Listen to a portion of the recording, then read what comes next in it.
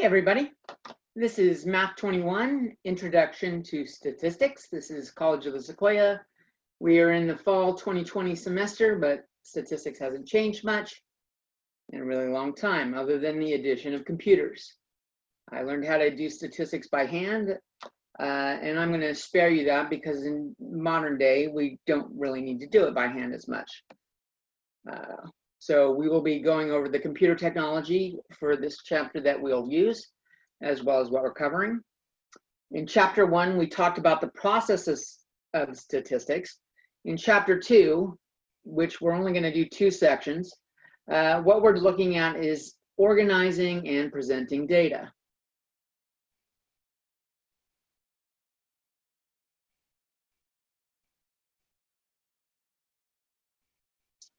So in spring of 2020, I had 3 stats classes.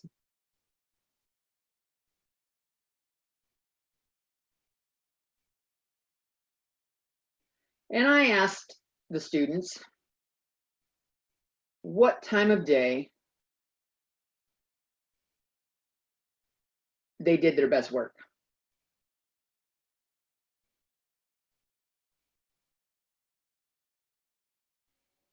Did they do their best work? Now, whether this was homework or when they were just felt the most operational, some people are groggy and slow to rise, stuff like that. And I gave them 5 choices to choose from. I let them choose. So there are 5 options.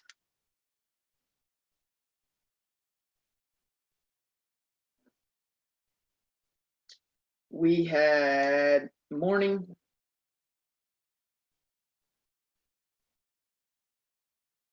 we had noon, we had afternoon,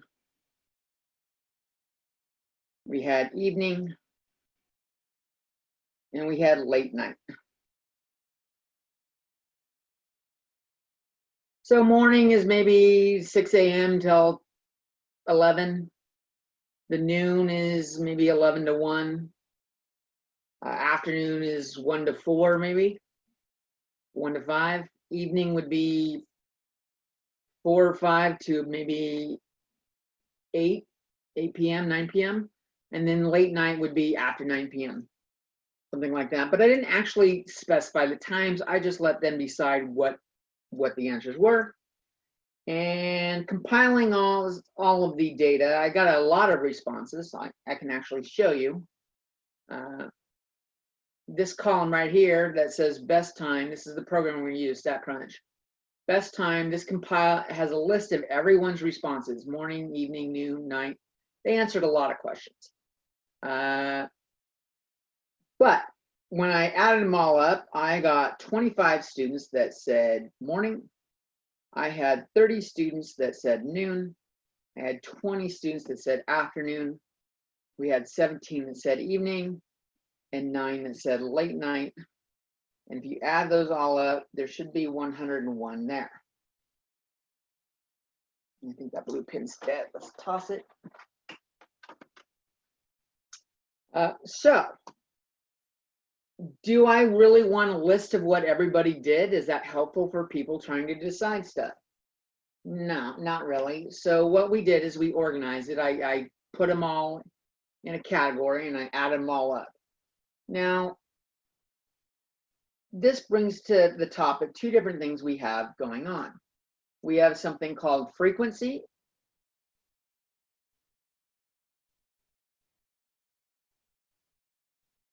And frequency is the number of times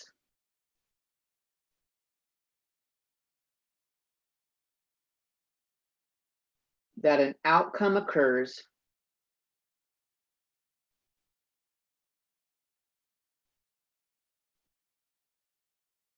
in the data.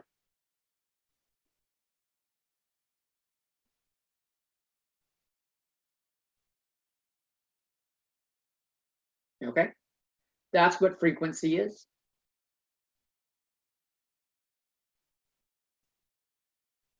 And if we look at relative frequency, I'll do it on the next page. I'll pause and give you a chance to write that stuff down.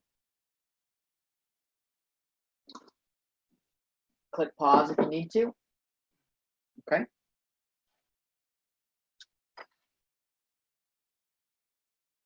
Actually, let me point out something else while we're here. These are the frequency.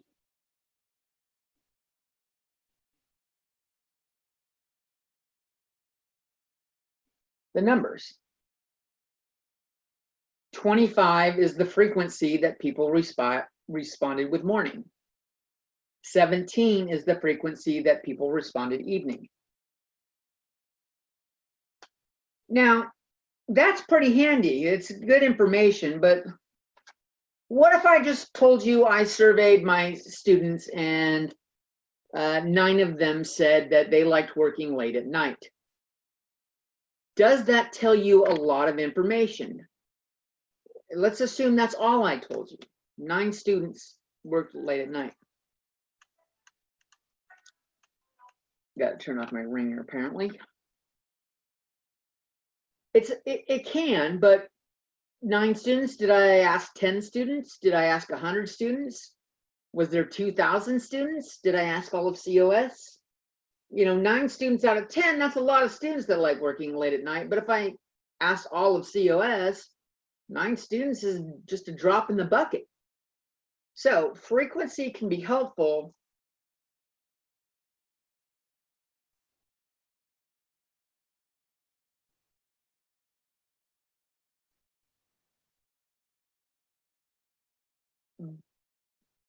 But it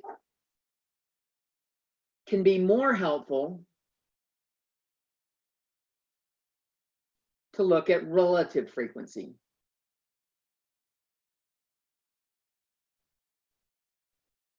Relative, like family, relative frequency. Okay.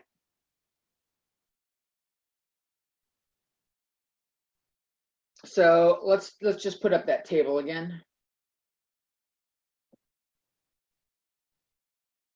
And I'm going to abbreviate it some.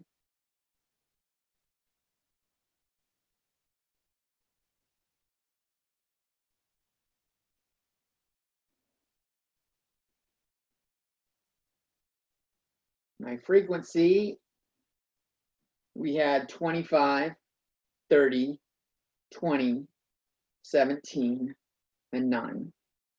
And if I add those all up in a calculator, I should get 101. Let's see, 5 and 7 is 12, plus 9 is 21. Carry the 2. 2 plus 2 is 4. 3 is 7. 7 plus 2 is 9. 10, did I miss something here? 6. Yeah, 101. 10. Okay, so that's frequency, but let's look at relative frequency.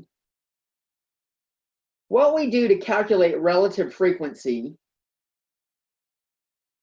is we take each value and divide it by the total.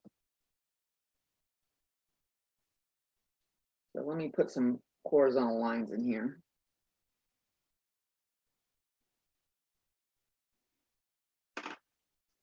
The relative frequency for morning is 25 over 101. And if I put that in a calculator, 25 divided by 101. Remember, fractions like that lead to division. I've got 0.2475 to 4 decimal places. And I can do this for all of them. This will be 30 over 101, 20 over 101, 17 over 101, and 9 over 101. 30 divided by 101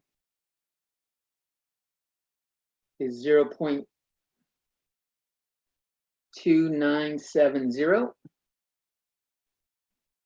20 divided by 101 should be right around 20%, maybe 0.19 something. Yeah. 0.1980. And I'm making sure I round. So far, I've been able to round down every time, and I'll be able to round down here. 0.1683. The fifth number is a 1, and if it's below 5, I can round down. I just drop the digits. If it was 5 or higher, I would have to round that 3 up to a 4.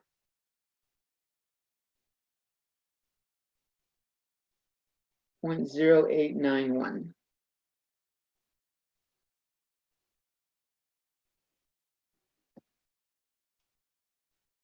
As a reminder, in case it's been a while for you, if you wanted to turn these to percentages, to make a percentage,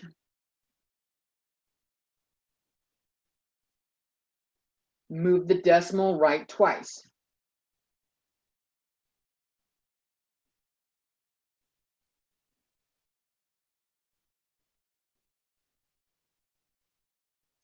So if I move it right twice, it's after the 4, and this would say 24.75%.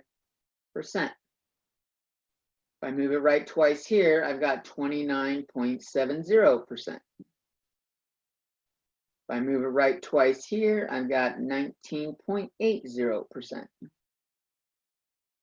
I move it right twice here, I've got 16.83%.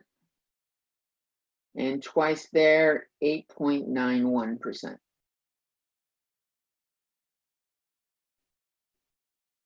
Now, this is actually a little bit more helpful. Rather than just knowing 9 students liked working late at night, now I know it was about 9%. 8.91% of the students liked working late at night. That's more helpful. It means it's not a big number. If it had been 10 students I asked, 9 divided by 10 is 0.9, which makes it 90%. 90% would be most of the students. So having relative frequency can be a lot more convenient. And the way we really calculate it, I showed you, but let's just put it in words.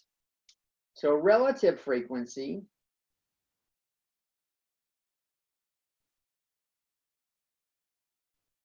is equal to the frequency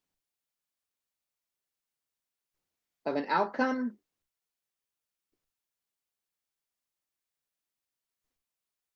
divided by the total number of outcomes, or total number of responses.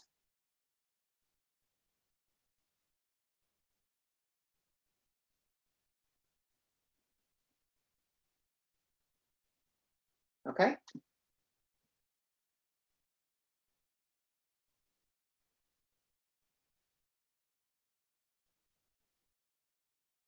And it really just gives us a way of comparing different categories. It makes it more relevant.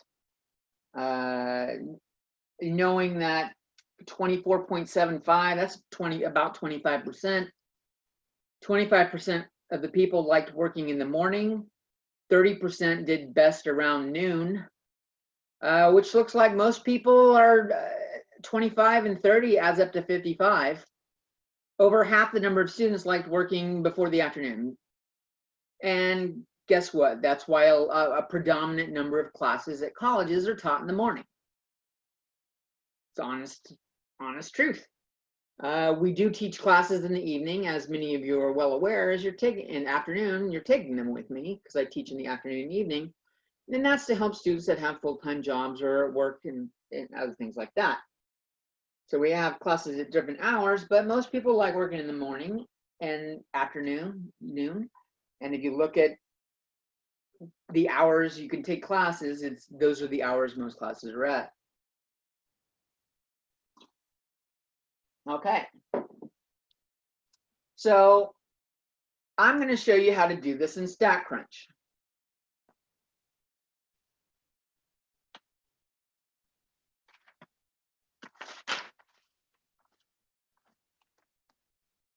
First off, for Statcrunch,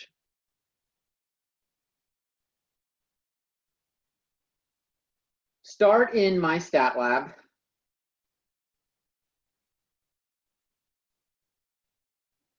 And Statcrunch is on the left.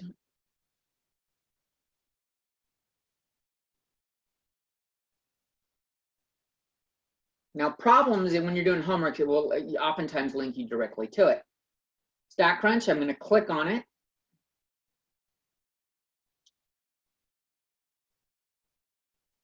And if you do view the data sets from your textbook, it's going to load up sets from problems in the text if you read the text. What we're going to do is visit the Statcrunch website. You do not need to purchase access. It comes for free with my Stat Lab, okay? This is if you decide to continue using Statcrunch after you finish these courses. You can buy access, and it's relatively cheap. For 12 months or 2 years or a full year, it's $23, which is under $2 a month. If you do a lot of statistics in your life, that's not too expensive. But for us, we're just going to click on visit the Statcrunch website.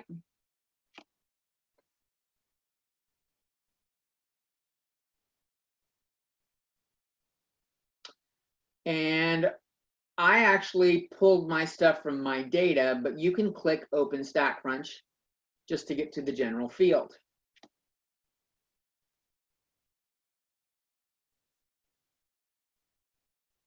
Take a little while to load that. Let's go back to the other thing and list some other stuff. My data is any data that you've loaded up and saved. Upload data allows you to upload data that we have. This will come in handy when we do projects, and I'll illustrate how to do that when we get to that point. And if you conduct surveys, the data I collected, I made a survey and I had people respond to it, and it automatically uploaded the data. This is what Statcrunch looks like. It looks a lot like Microsoft Excel. We have drop-down menus here to do our actions, but to be honest, most of our actions are going to be in the column that says Stat and the column that says Graph, and we're going to cover stuff in both today. Okay. I actually uploaded data from spring of 2020 when I asked the students, and this was what I had. It always gives a column, if you do a survey, it gives a column for response ID, which doesn't help. At the time, I asked how old students were, whether they were right or left-handed, the number of units they're taking. I asked a lot of questions. But best time was listed here. And if I want to, actually, let me finish writing what I had on the paperwork. So Statcrunch is on the left, click it. And then step 2, click on visit the, and then it says Statcrunch website.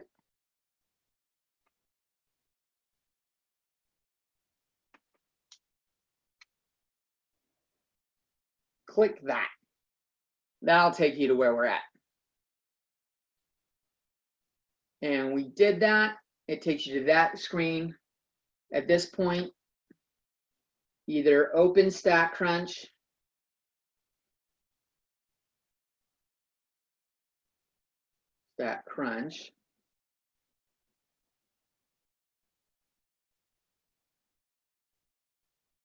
you can, or optionally,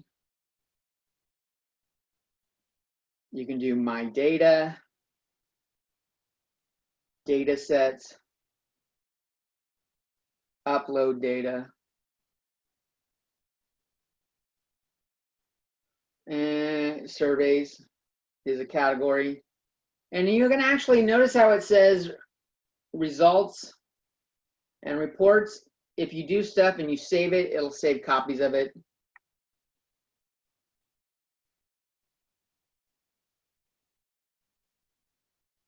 So that's how we got there. This will be in the notes that I upload. It's also in the video. That's the process.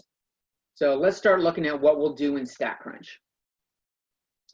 I want to look at the data set that I use, and I'm going to look at best time of day.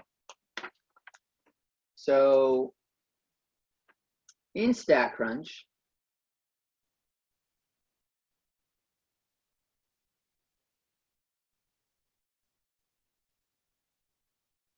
to find frequency or relative frequency.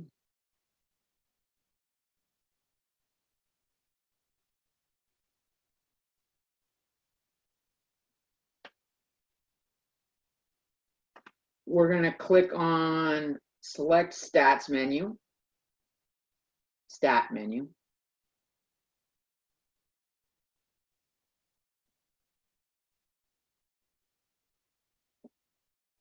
And it brings you up a list of options. Select tables. We'll be doing a lot of these other ones throughout the course of the class, but tables is what we're doing now. And see, it says frequency right away. Select frequency.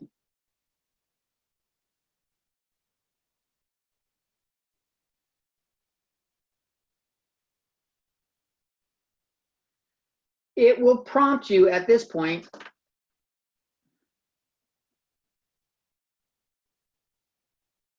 It asks where the data is that you want to look at.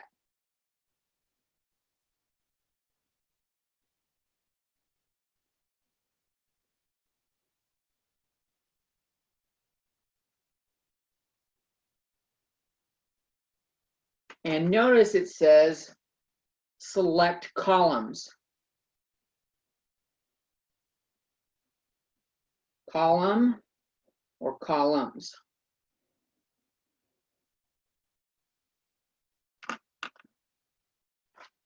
I can click on best time and it puts it over here.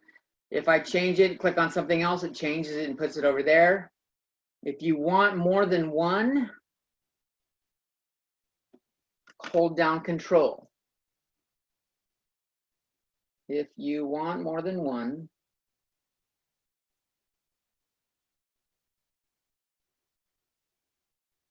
click the first column you want.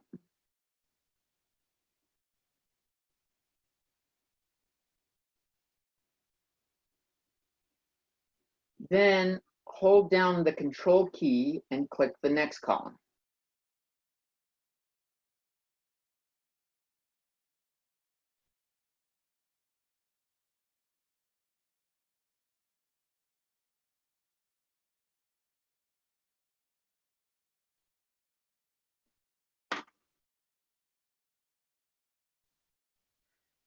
See what, right now, see how it's changing percentage sizes? This is what happens if you use the mouse wheel while you're doing Control. So I'm going to zoom back into 100%. And so I wanted to show that. If Control is held down while scrolling, it will cause the screen to zoom in or out.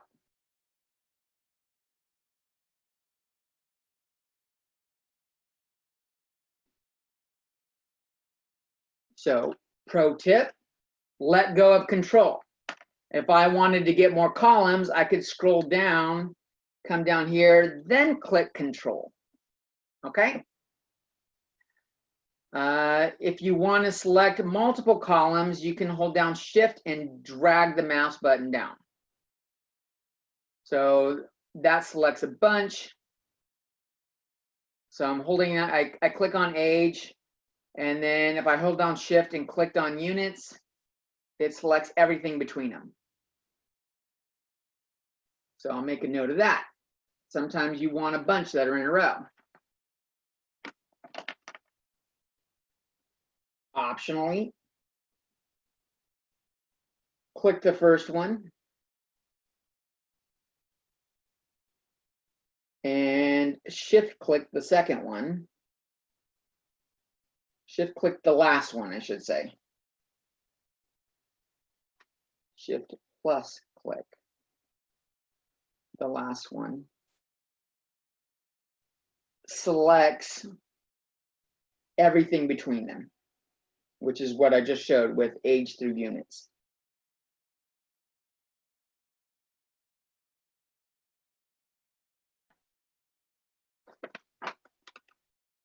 All right, so let me cancel out of this and restart it, show it again. I'm doing stats, tables, frequency. I'm going to choose, we were talking about the best time table. I'm going to choose best time. Notice that frequency and relative frequency are already highlighted. That's pretty handy. It already does it for us. If you do order by value ascending, it's going to do it by the category. And I'm going to leave it like that, and I'll show it to you. So I'll click compute. Finally, with the options you want selected,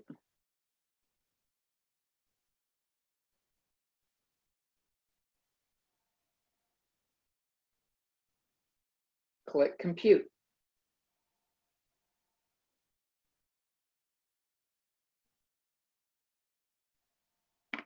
Let me shut that door.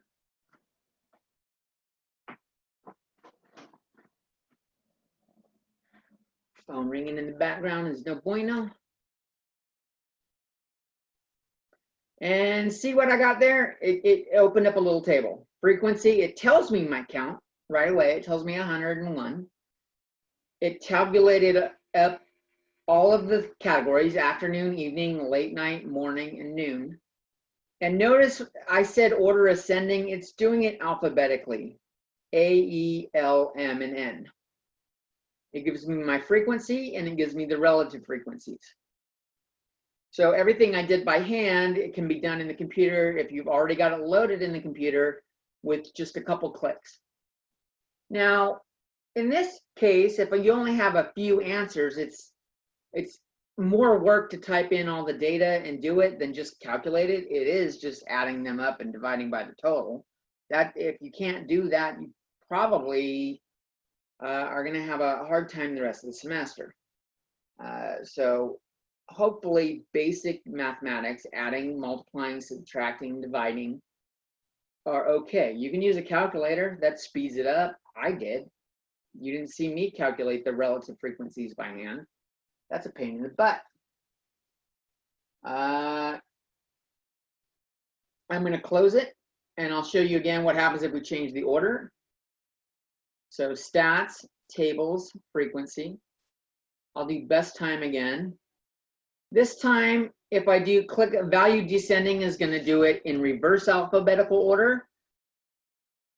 Count ascending will do it by the lowest number to the highest number of responses. Worksheet is interesting. It shows you them in the order they appear. So I'll click compute.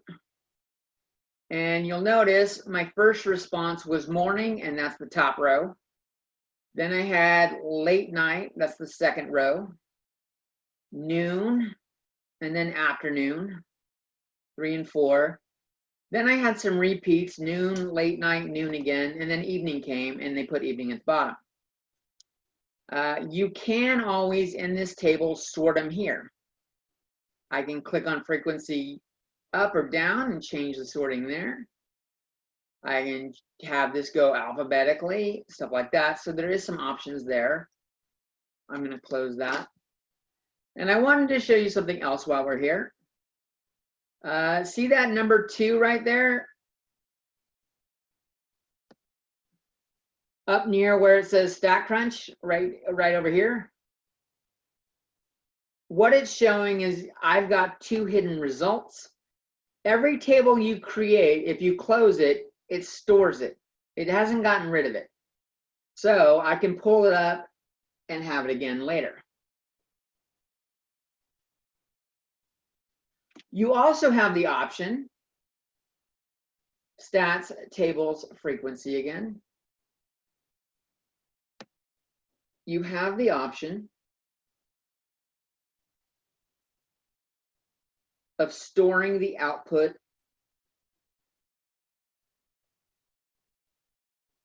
or results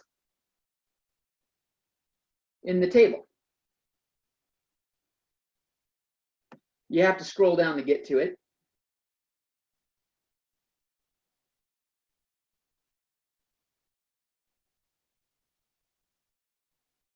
And I'll do that. Let me select best time again. And I'm going to scroll down, not there, scroll down over here and output.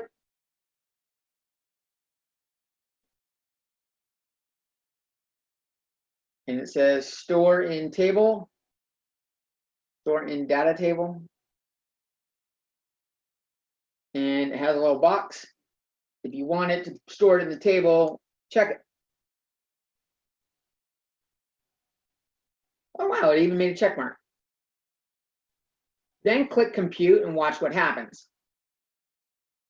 It says, I made a new column called best time. I made a new column called frequency. And there was a new column called relative frequency. It tells me the count here. But it added columns at the end. Best time, frequency, and relative frequency. Okay. I can rename this by clicking on it and typing in. I'm going to call it best categories, because I already had a column called best time. I had a column, that's where we started with. The column started off being called best time.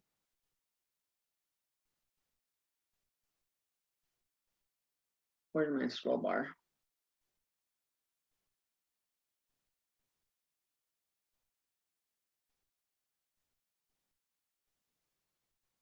Darn it.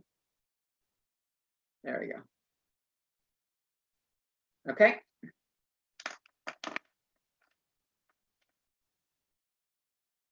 That's how we can do it in Statcrunch, finding the tables. Do stats, tables, frequency. And I'll redo this at the end because I've got a few more things to show you. Other things we can do to present the data. We often like to present data graphically.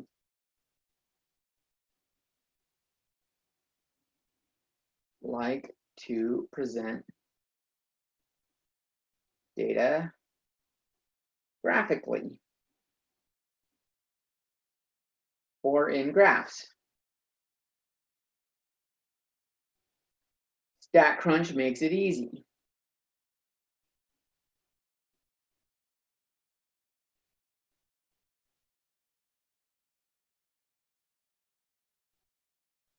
All right. Pause and let you write that down.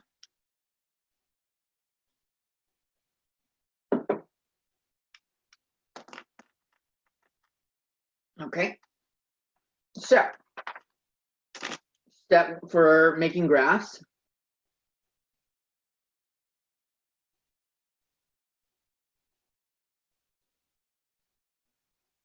Well, look, we got a column that says graph. Click on graph menu. And then select what type of graph.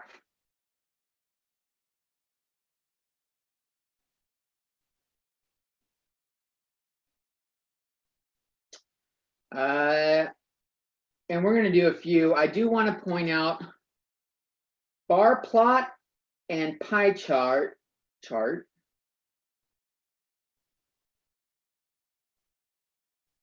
will ask you if you have the data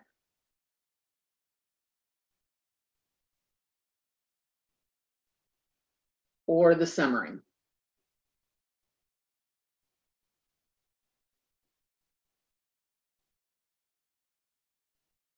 The difference is data, it'll say with data. Each response is keyed. Each response is entered. And B, with summary,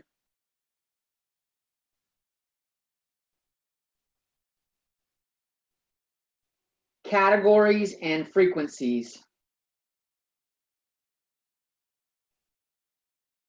are in the table. And that is actually why I output what I did. I wanted to show that to you. So I'm going to do a graph bar plot. And if I do with data, I can select best time. I can tell it frequency or relative frequency. We can take a look at both.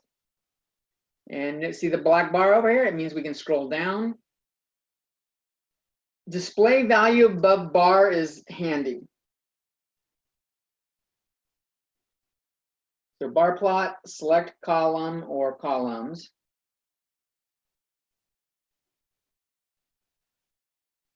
Display value above bar is handy.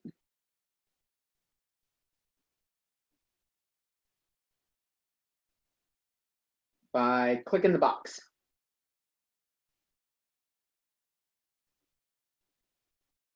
It says display value above bar. Click on it.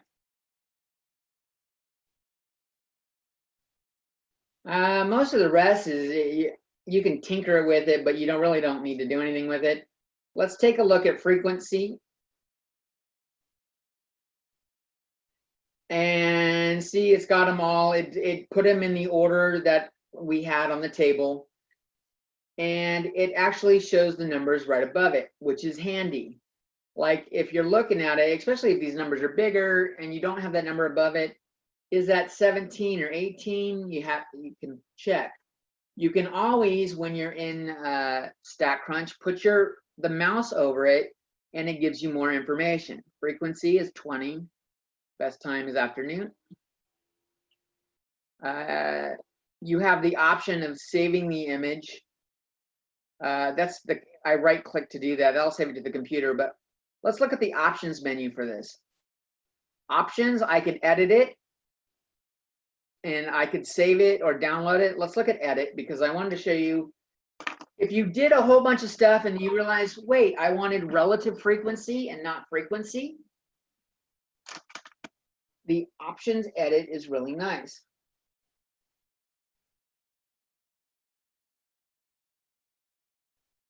Is handy for making corrections.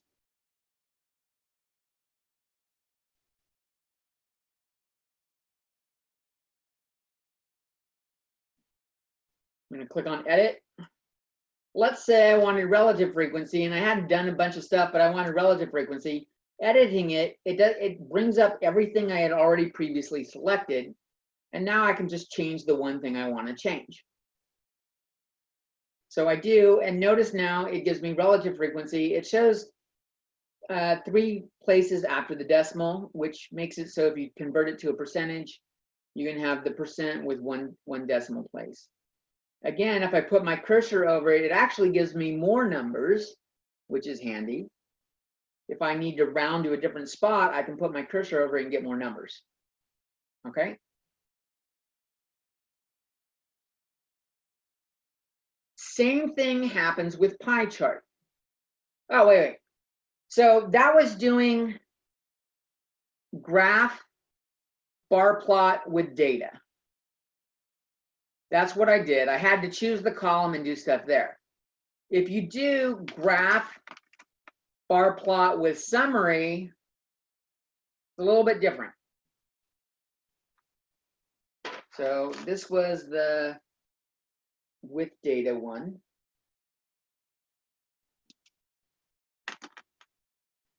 And now let's take a look at bar plot with summary. If you do bar plot with summary,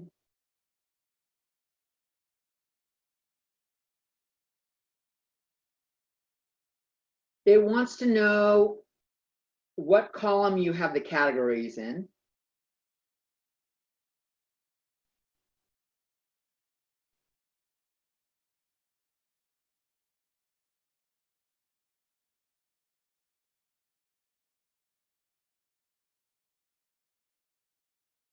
And what column has the frequency of the responses. As the frequency, or they use the word counts.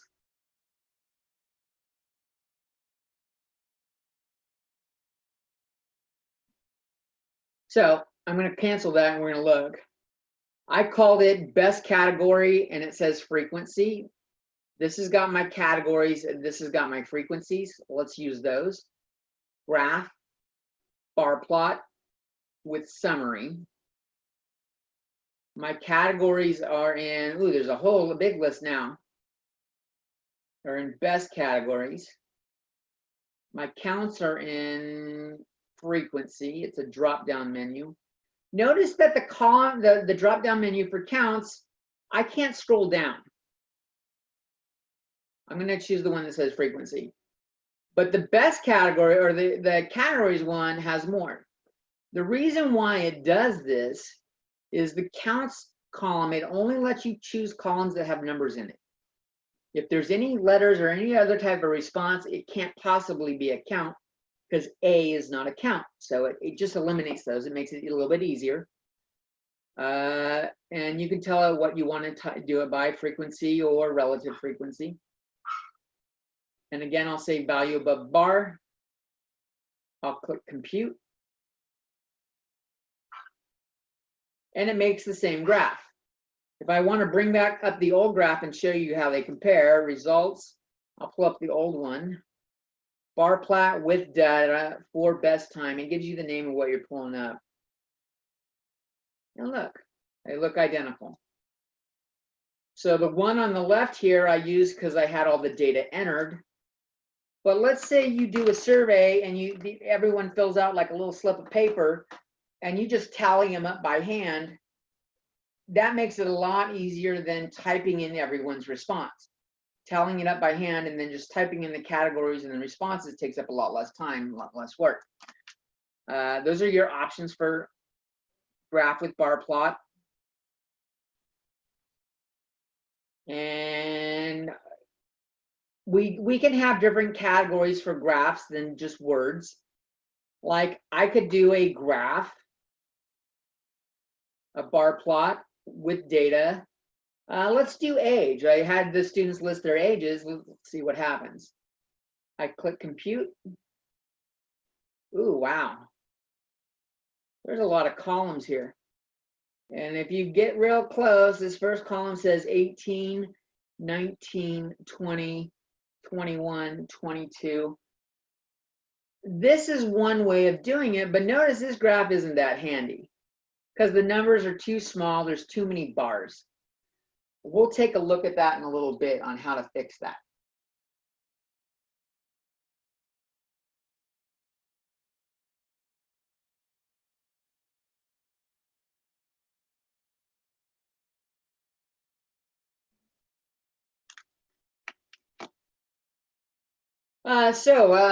That's basically 2.1. Let's take a look at other things we got. Oh, wait. Pie graph, pie charts. So graph, pie chart.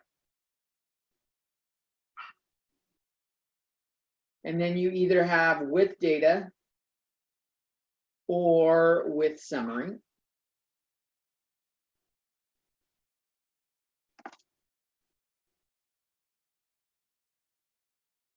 And we'll do graph, pie chart with data.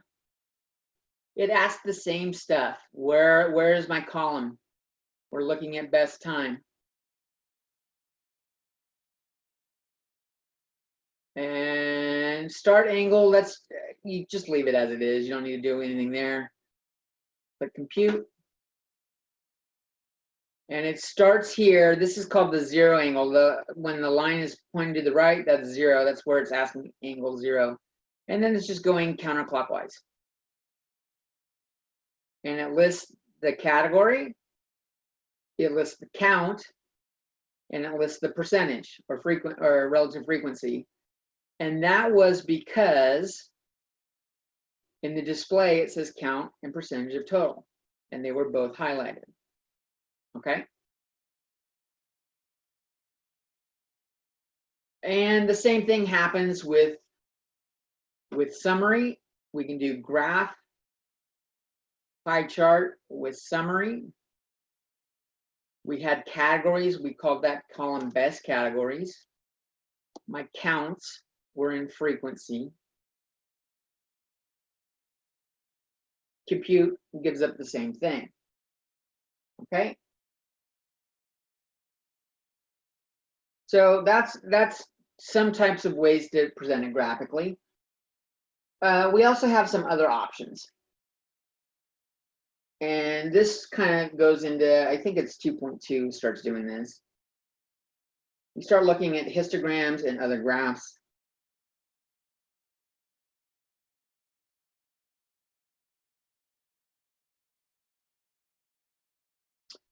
So histograms are a lot like bar plots, but with some differences.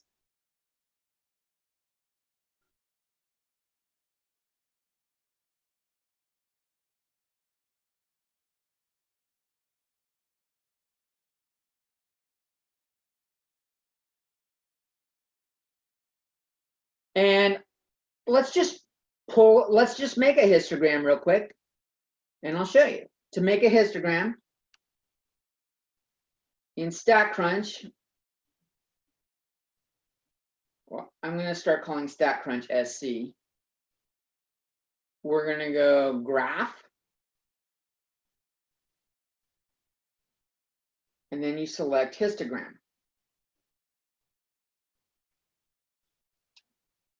Graph and histogram.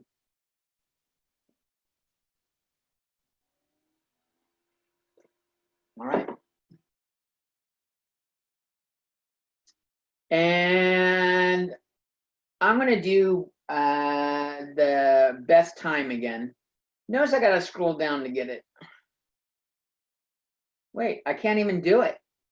I can't even do it. Why is that? Why can't I do a histogram on best time? Histograms require columns with numbers.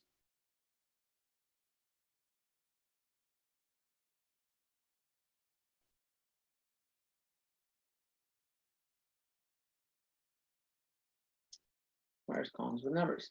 So maybe let's do units.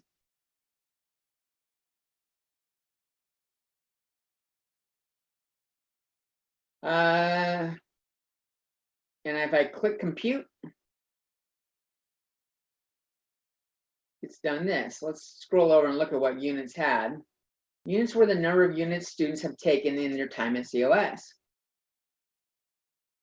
And look, it doesn't have a column for each one. What's going on here? If I put my cursor over the columns, it tells me what's in each column. And so I'm going to get some more into that in a second. Let's talk about how, let's do a bar graph for this same data set. Graph, bar plot with data. We'll do units here. It says, wow, there's a lot of unique number of values for units. Do you want to turn on binning for this procedure? This is what I was telling you when I said, oh, the graph has got a lot. What can we do?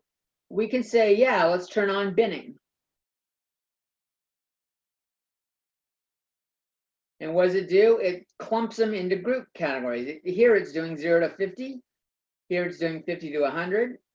Here it's doing 100 to 150 and 150 to 200. Let's say I just didn't do that though. No, let's do it again. Let's see, graph, bar plot with data. We're gonna do units.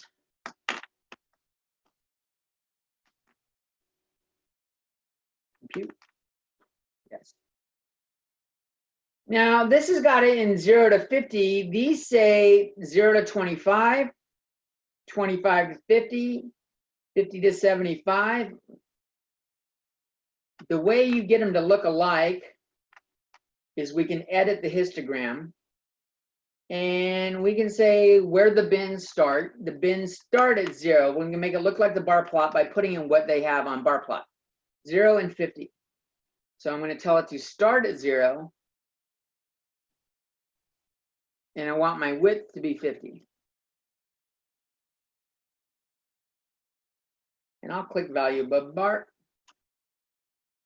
And now we can see how they compare. So comparing histograms to bar plots. Bar plots and histograms.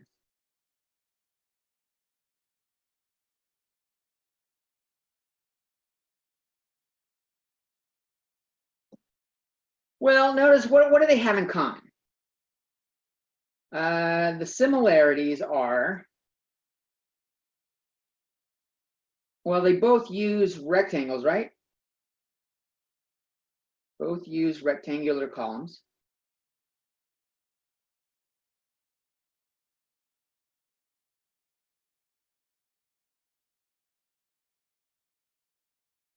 And notice they're both showing, if we look at the options again, this is the options for the bar plot. I can do frequency or relative frequency. And if I look at the histogram, I can do frequency or relative frequency. So they both use rectangular columns to show frequency or relative frequency.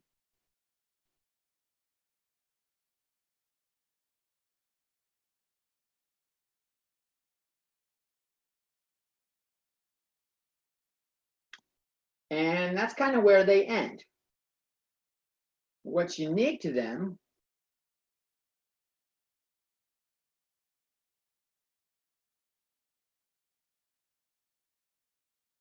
well, let's look at the bars first. On the bar plots, the bars don't touch.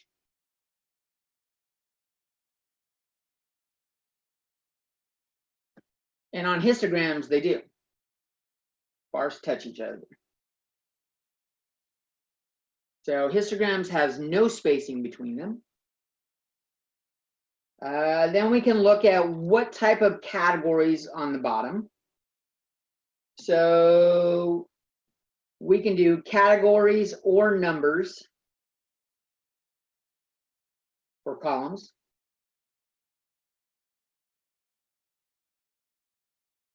But on the histogram requires numbers in the column.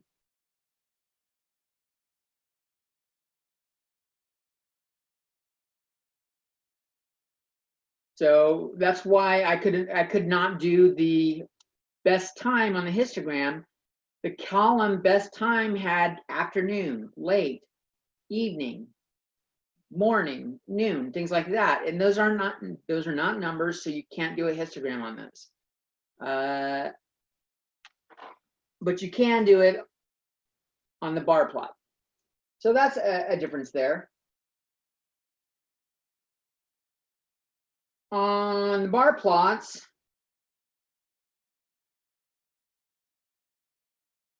columns can be arranged in many different ways.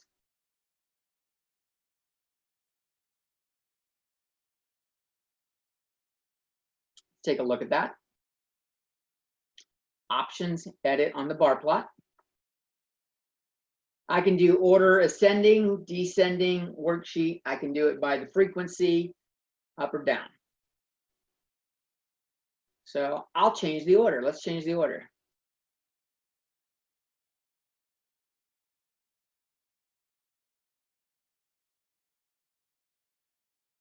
That did not change the order. Let's try it again.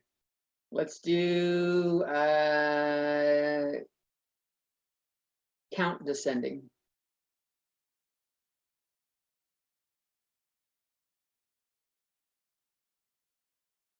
That's thought I did. Maybe count ascending. Yeah, there we go. Count ascending. We start with low number of count, and we go up. So the columns can be arranged alphabetically. They can be arranged by the counts, different kinds of things in the bars. But on a histogram, the bars are sequential or in order.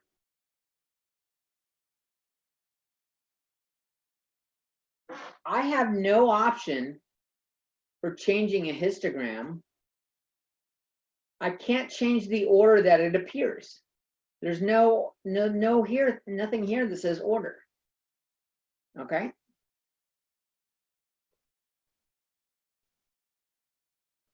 What are the things that we have in the bar graph field? Options, edit. Oh, what happens if let's see, not where.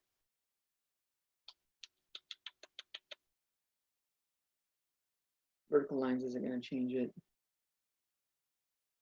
Statcrunch doesn't do it, but in general, you can do bars where the rows are horizontal.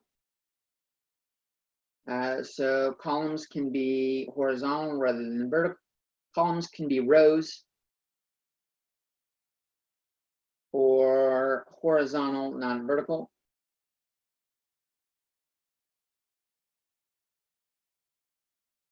And on histogram, the boxes have to go vertically.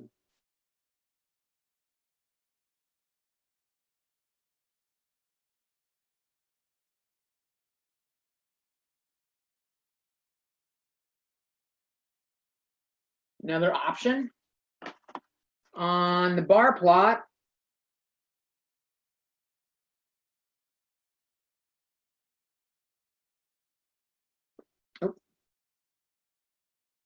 I can come down here and say if I got multiple graphs, let's do 2 columns per page.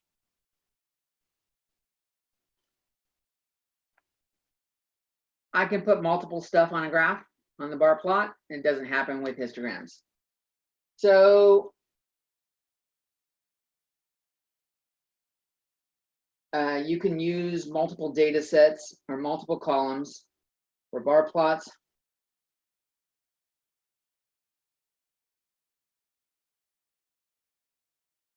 And on the histogram, you want one graph it will give you one graph for every data set.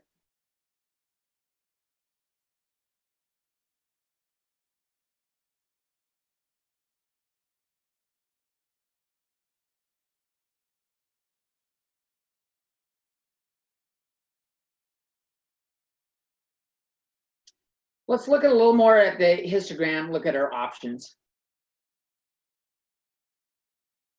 I said 0 to 50. This is that was to make it match the bar plot. So let's take a look at the histogram for units. Histogram for total units of students.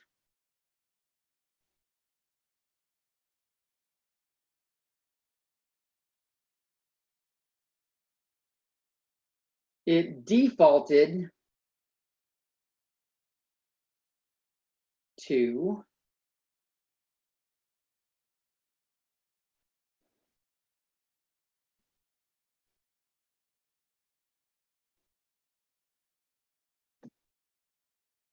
$78, $19, $3, and $1. And here it says 0, 50, 100, 150, 200. If I put my cursor over it, does it add any more information? Yes. When I put the cursor over it, this one says bracket 0, 50 parentheses. This one says bracket 50, 100 parentheses. This one says bracket 100, 150 parentheses. And this one is going to do 150 to 200 parentheses. What this is doing, these are called bins.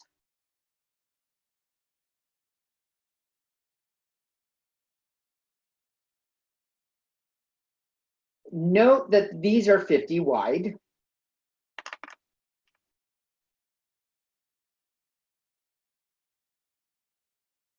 Units wide. 0 to 50, that's a range of 50 numbers. 50 to 100, that's another 50 numbers. which bin should I put a response of 50 in?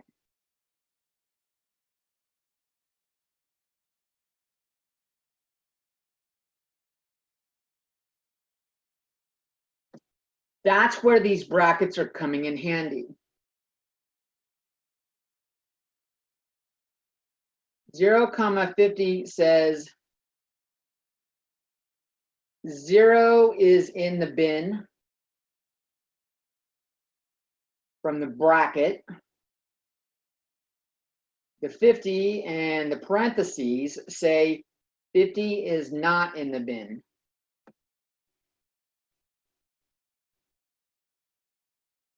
So 49.999999 is in it, but 50 is not. That's what that means. So a response of 50, I don't want to put it in the 0 to 50 category because it's not including the 50. The parenthesis says not including the 50. So I would put a 50 response in here, in bin 2. And Histogram's doing it all on its own, but it's important that you know that. These are called bins or classes.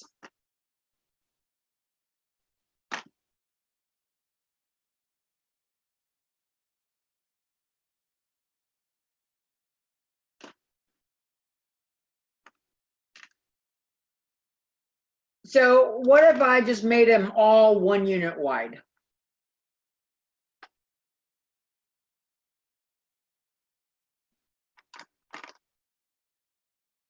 Here I get every single response possible. There were 2 people that said 20 and not between 20 and 21, including 20. So 2 people said 20, but this is not helpful. On histograms and on bar plots, as you saw, sometimes there's too many responses, too many different kinds of responses, I should say.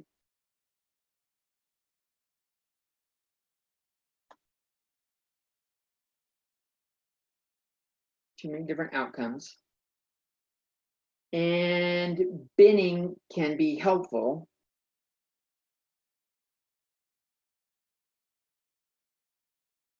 For histograms. So if I'm talking about the units for a college student, does saying 0 to 50 help me in any way, shape, or form? I mean, I can narrow it down, but does that tell me anything about the student? 50 to 100, or does that tell me anything? Well, it says they've been there a while. If they've got over 50 units, they've been in school a while. But for units completed,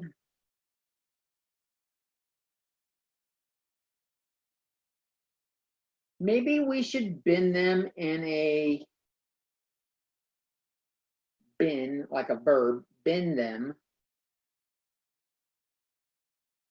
in a way that makes sense.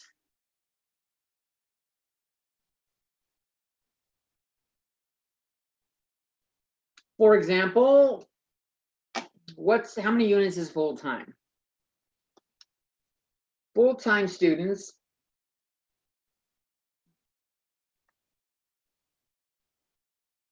one semester is at least 12,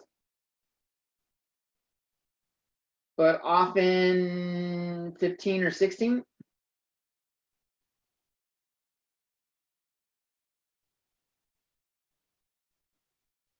So maybe I could use bins that are 12 wide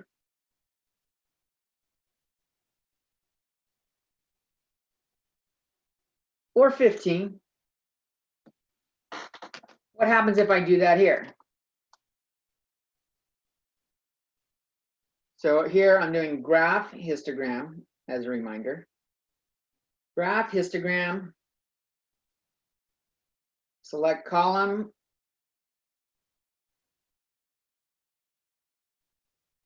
And then set bin widths and starting point.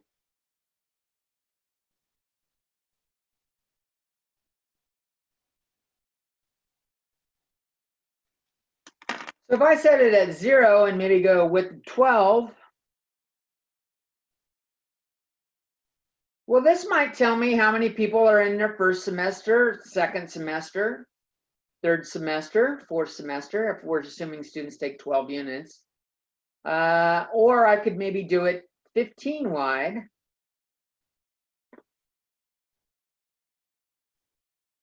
And maybe this is a better reference of how many, what semester, or how many semesters have they been in COS. So this might be more helpful.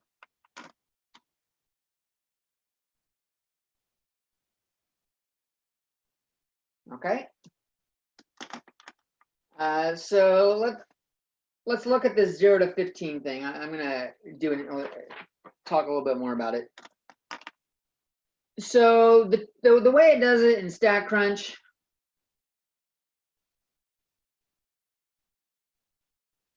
it says 0, 15 for the first one. And then we've got 15, 30, 30 with a bracket, 45. And each one's 15 wide, so I'm just adding 15 to each thing. In mathematics, the way we would list it in mathematics,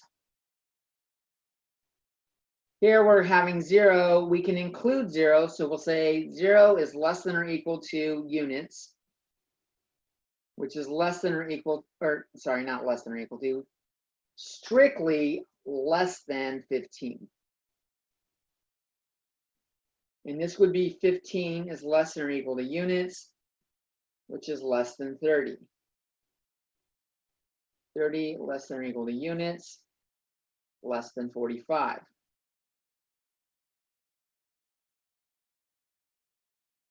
And so on and so forth. So the bracket and less than or equal to sign say include this number.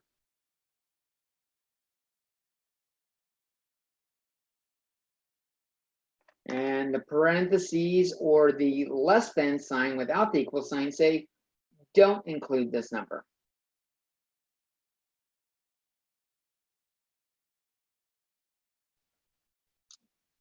And unless they've changed it, they might have changed it, might have changed the book. The book used to say this was 0 to 14, this was 15 to 29, 30 to 44, 45 to 59, because you didn't have 59.5 units. So, well, you can. We do have half unit courses.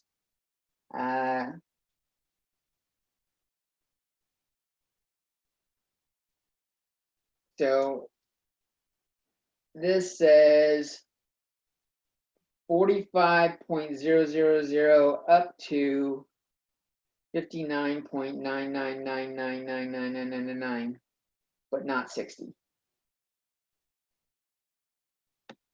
Okay.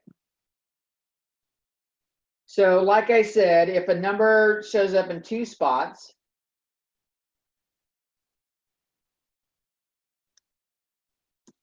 where do we put 30?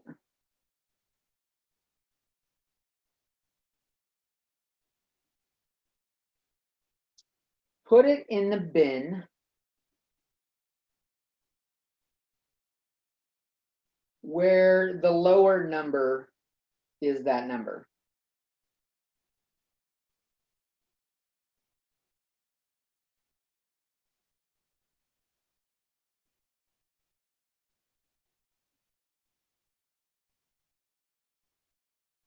We had 2 bins that had that. We had 15, 30, and we had 30, 45. We want the lower, we want to put it where it's the lower number, put it in that bin. So any number that appears in both on both lists, put it in the one with that one.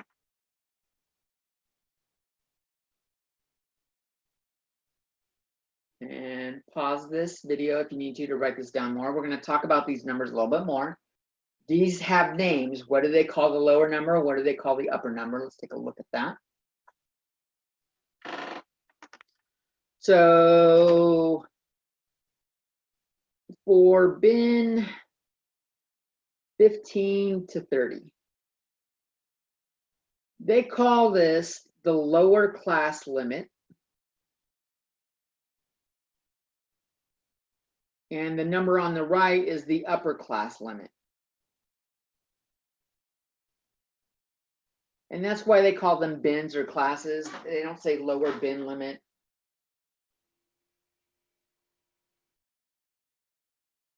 Another number that's good, let's look at 15 or 45 to 60. Another important value is class width. Class width is important.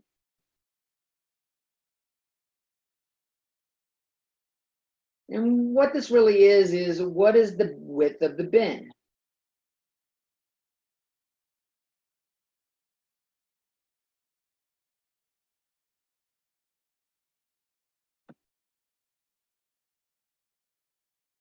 You take the upper limit to find it, class width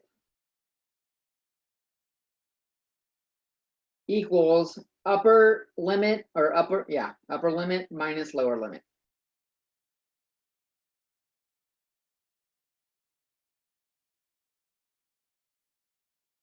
And it doesn't matter which one you do.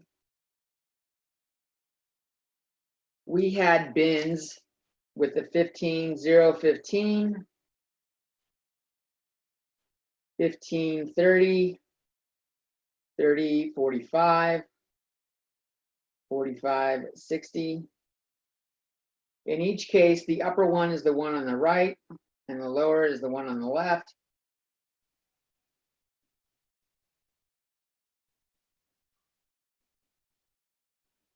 These all equal 15.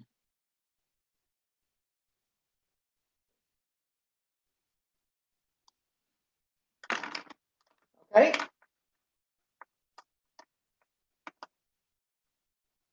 Another type of graph is the dot plot.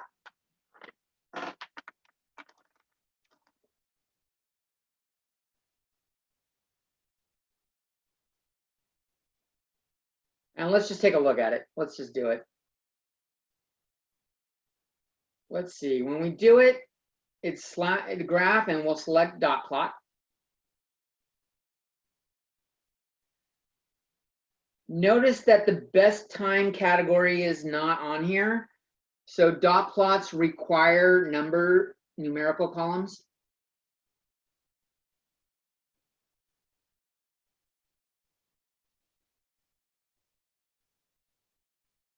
Or numerical data.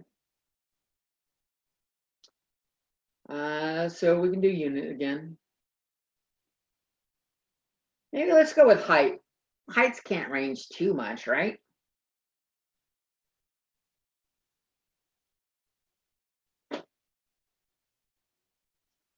Oh, someone's got a number in here with 511. This is really screwing up my data. What can I do about that? Well, I don't like that. There's no one, everyone else did it in terms of inches. No one's 511 inches tall. So maybe, what can I do as a researcher that's collected this data? They probably meant 5'11", but I don't know. So I have the option of leaving it in there or excluding it. So let's just get rid of it. Click on it and click delete row. And now let's do it again. Graph, dot plot. We'll look at height again.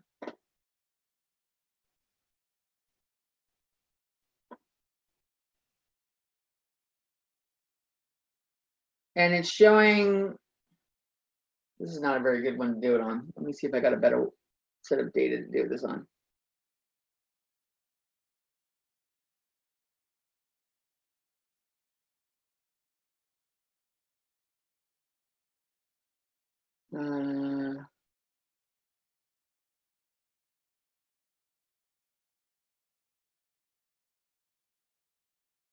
Siblings, number of siblings. So I'll use the siblings category. Siblings are brothers and sisters. So there's going to be a limit. You can't have too many. Graph, dot plot. Let's look at siblings.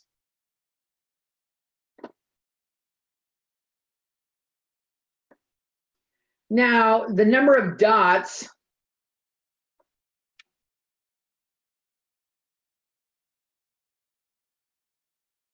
represent the frequency for a column.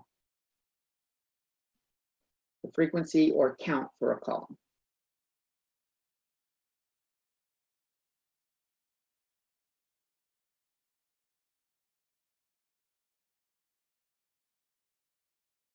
So a lot of people had one brother or sister. That's this.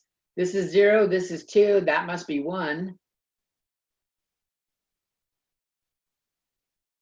The number of people that had 2 brothers or sisters was the highest category. But most people had between 1 and 3. And then as we went up, it went down. But look, someone had 10 brothers and sisters. That's a lot of brothers and sisters. This is a type of plot that you can use. It looks similar to the histogram, but it doesn't use rectangles. It uses dots. And sometimes it's a little bit more pleasing to look at. It gives variety. But let's look at what's popped up. I've got a shape, the sibling graph.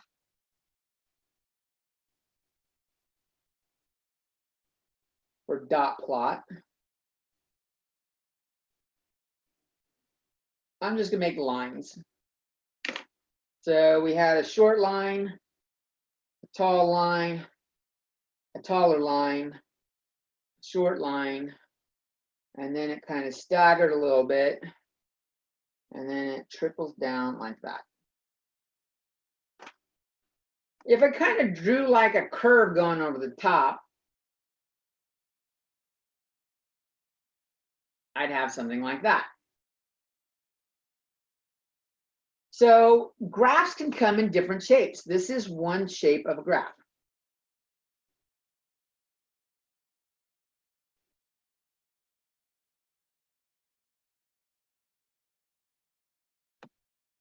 And the shape of a graph is called the distribution.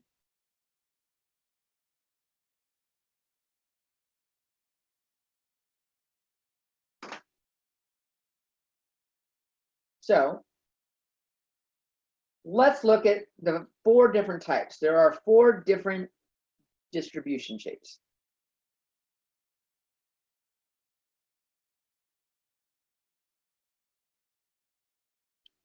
And I'll give you examples of each and show you what they are, gives examples of each. And hopefully that helps. We will do a lot of stuff with these distributions.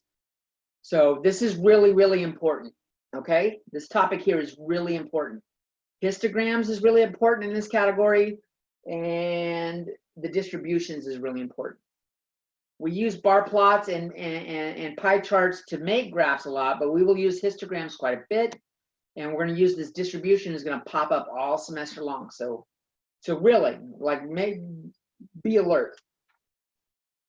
So type 1 is called a uniform distribution.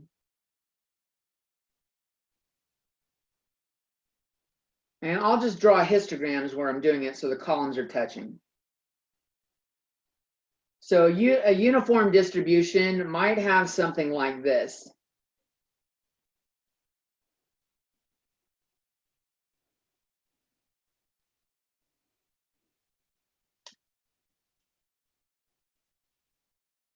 The bars are all approximately the same height.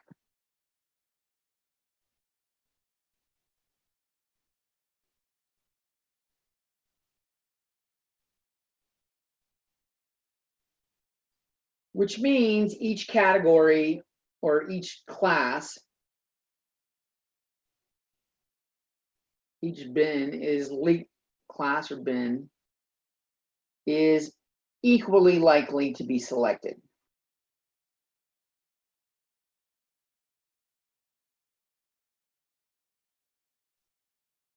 Some examples of this: rolling a die. 1, 2, 3, 4, 5, or 6. Suits in a deck.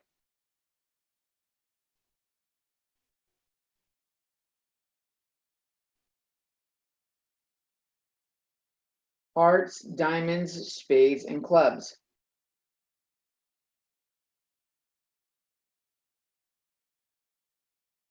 And so, like if I were to roll a die, a 6-sided die 100 times, how many ones, how many twos, how many threes, how many fours did I get would go in this histogram, and they should all be equally likely. In the short run, if you only roll a few, it's likely to not happen that way. You'll get some that hit more often than not, but the more you do, the more likely they are to flatten out. Uniform distributions happen when there are a lot of entries.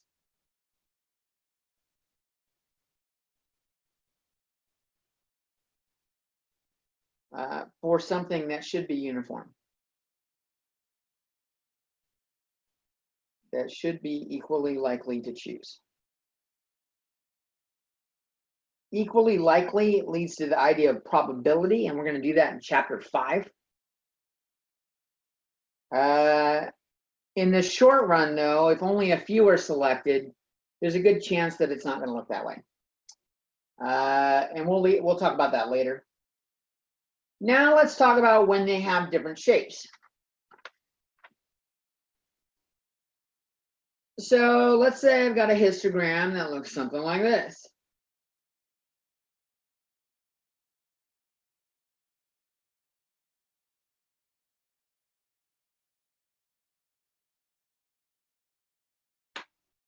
And if I draw a curve over it, it goes like this.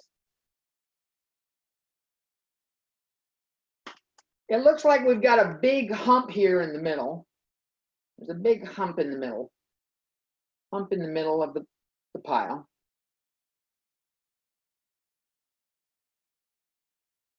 And the stuff to the left and the stuff to the right, these are called the tails.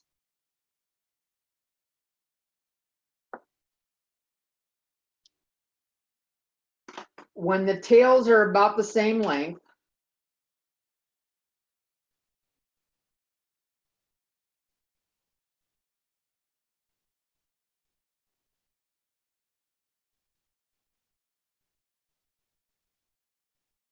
like here, it's called a bell-shaped distribution.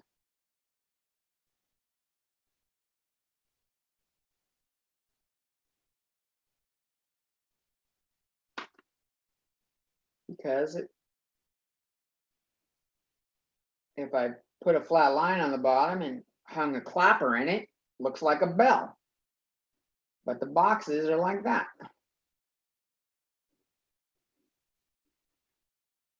Looks like a bell. Usually, the middle value, the middle is usually the mean or the median. We'll talk about that in chapter 3. But things that happen this way, examples: height, weight, IQ. You know, most people are about average height. There are a few people that are like Shaq, really tall, and there are people that are short, like Tyrion Lannister on Game of Thrones, the imp. Most people are in the middle.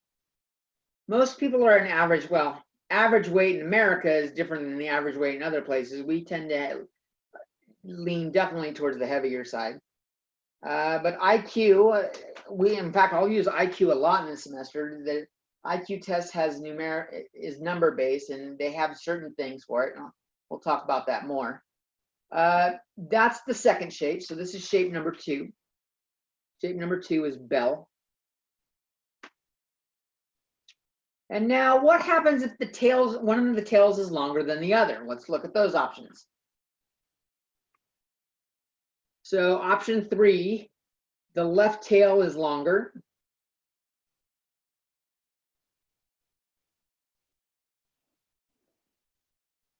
So we got a hump like that. The main part, the hump is in the mid, over here is not in the middle anymore. Left tail is longer.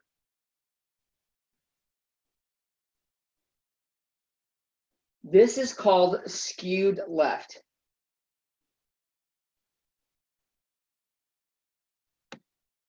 Okay, so whichever has the longer tail,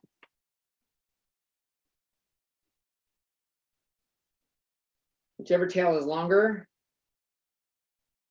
it's skewed that direction.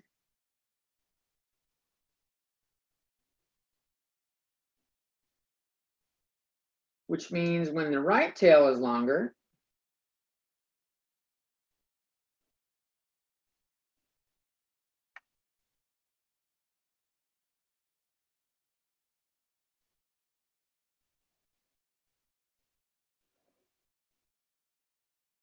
our hump's in the middle and the tail's on the right, this is skewed right.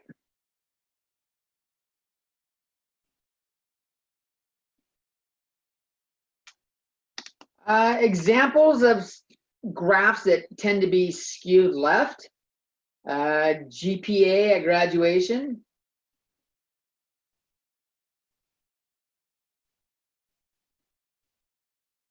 They tend to be in the 2.5 up to 4. A lot of times 3 to 4. There's a lot less 2s than there are 3s and 4s. And someone with like a 1 doesn't graduate. A lot of times people with a GPA of 2 don't graduate because they ended up, they either got C's in all their classes, which is improbable, or they've gotten some B's, some C's, some D's, and some F's and maybe some A's. They've failed just as many classes as they've passed, and people that do that tend to give up. So they don't graduate. So they don't get included in this list. Another type of thing that shows up in this category, a person's age at death.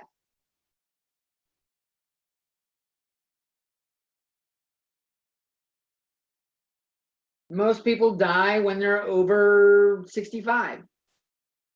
I don't know the exact numbers. I'm picking 65. There are some that live to 100, so there is stuff to the right. But how many people die at infancy? How many 2-year-olds die? 3-year-olds die? Compared to the number of people that die when they're like 65 or 70, 80, let's go with 80. Let's choose a better number. There's not very many deaths over here. There are deaths that are young, and it's, well, let's face it, any death is tragic. But that's the type of things that happens there. Skewed right, income, housing prices.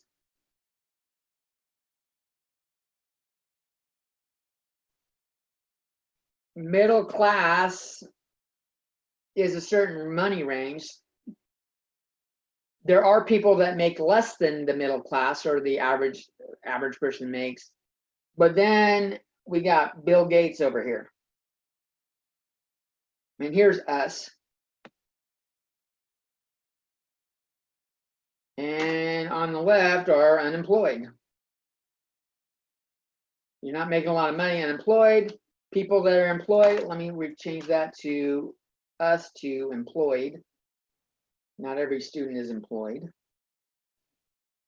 But then you got your billionaires and millionaires way over here on the right.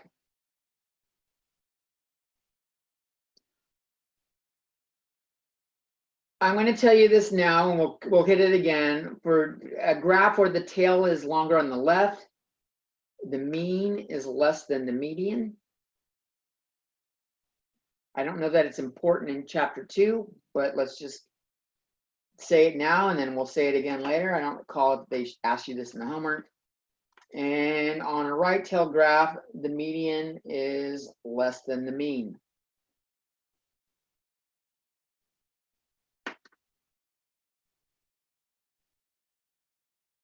And that kind of wraps up chapter 2. If you have questions, please show up. But other than that, peace. Peace.